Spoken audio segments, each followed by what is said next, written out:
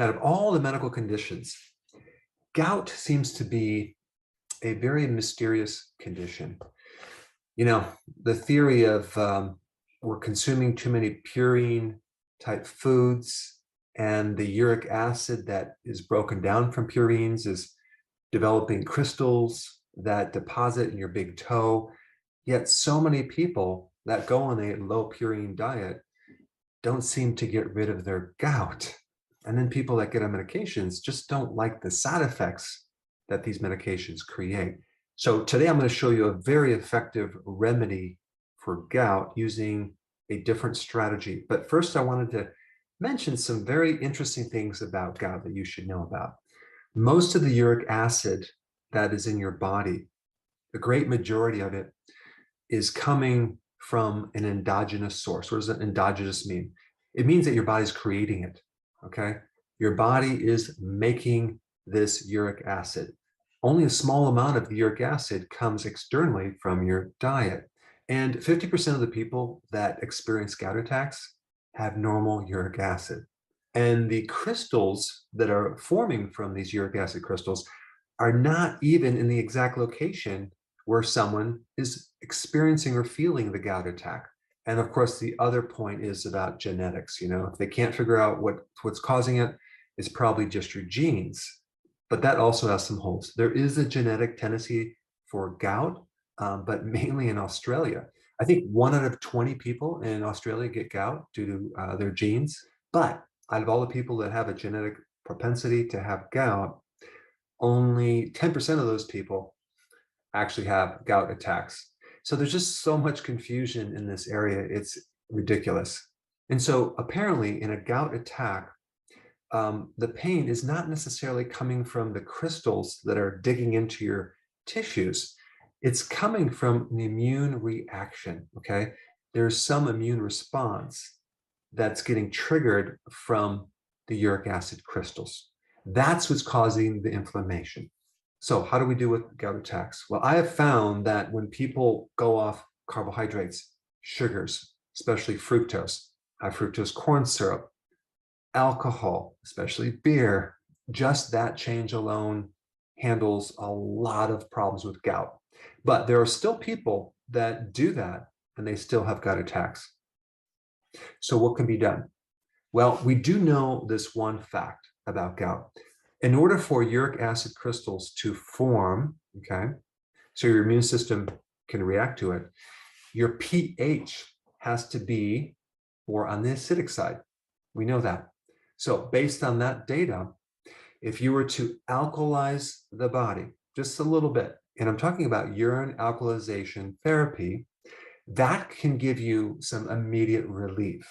So if we combine that with the ketogenic diet, which is low carb, as well as intermittent fasting, I think you'll be in really good shape. So what is the best remedy to alkalize the urine? Sodium bicarbonate would be the primary thing. That would give you the least amount of side effects. And I'm talking about baking soda. Now, before I tell you how to take it, some people are sodium sensitive. They're on a certain low sodium diet because of high blood pressure, whatever. If that's your situation, I would recommend using potassium citrate instead. However, baking soda will work a little bit better. And of course, baking soda in water doesn't always taste that good. So if I were going to take it, I would recommend adding some potassium citrate. Now, if you wanted a really good potassium citrate, of course, I'm going to recommend my own electrolyte powder because it's slightly sweetened and it has a good amount of potassium citrate. So you would add 1 scoop of that with the baking soda. But you don't have to do that. You can just use baking soda alone.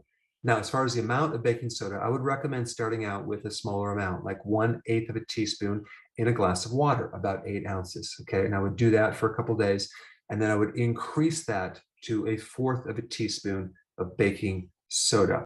Then I would increase that to 1/2 teaspoon of baking soda. And depending on the severity of this gout attack, you may want to try this once, twice, or 3 times a day on an empty stomach, spaced out about an hour. Okay, so you would take it, wait an hour, take another dose, wait another hour, take another dose. That should pretty much put your gout attack in remission. Now, you don't want to take this with meals because it's alkalizing and it can dilute your hydrochloric acid. So take it on an empty stomach at least an hour before you eat. This is also a good remedy if you have uric acid kidney stones, okay? That's a little bit different than the oxalate stones, but with other types of stones, you'll be better off acidifying the urine. So there's always this question of how far do you go before you've gone too far? Because you don't want to go too far on the alkaline side and you don't want to go too far on the acidic side. So I'm going to put a link down below for information to determine if you're too alkaline, okay? And then you would back off if that was the case. Now, another bit of research I want to touch on is using transdermal sodium bicarbonate.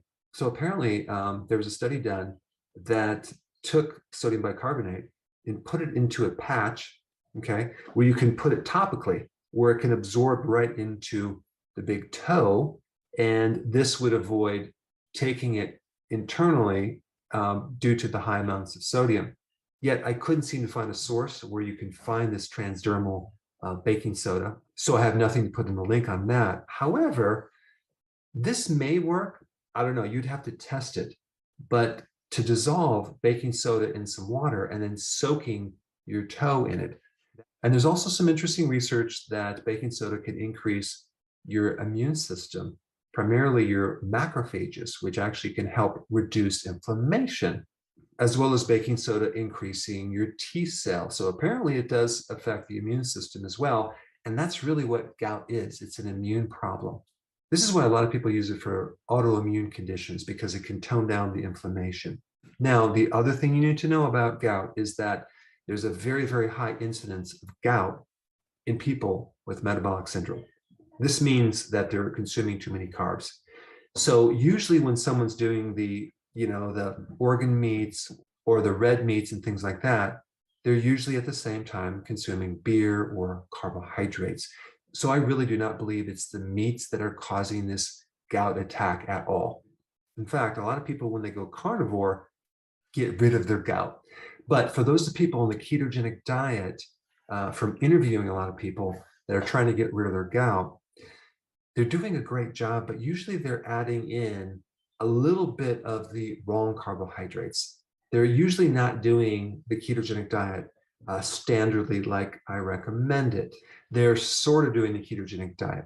So when they get on a very strict ketogenic diet, they tend to do much, much better.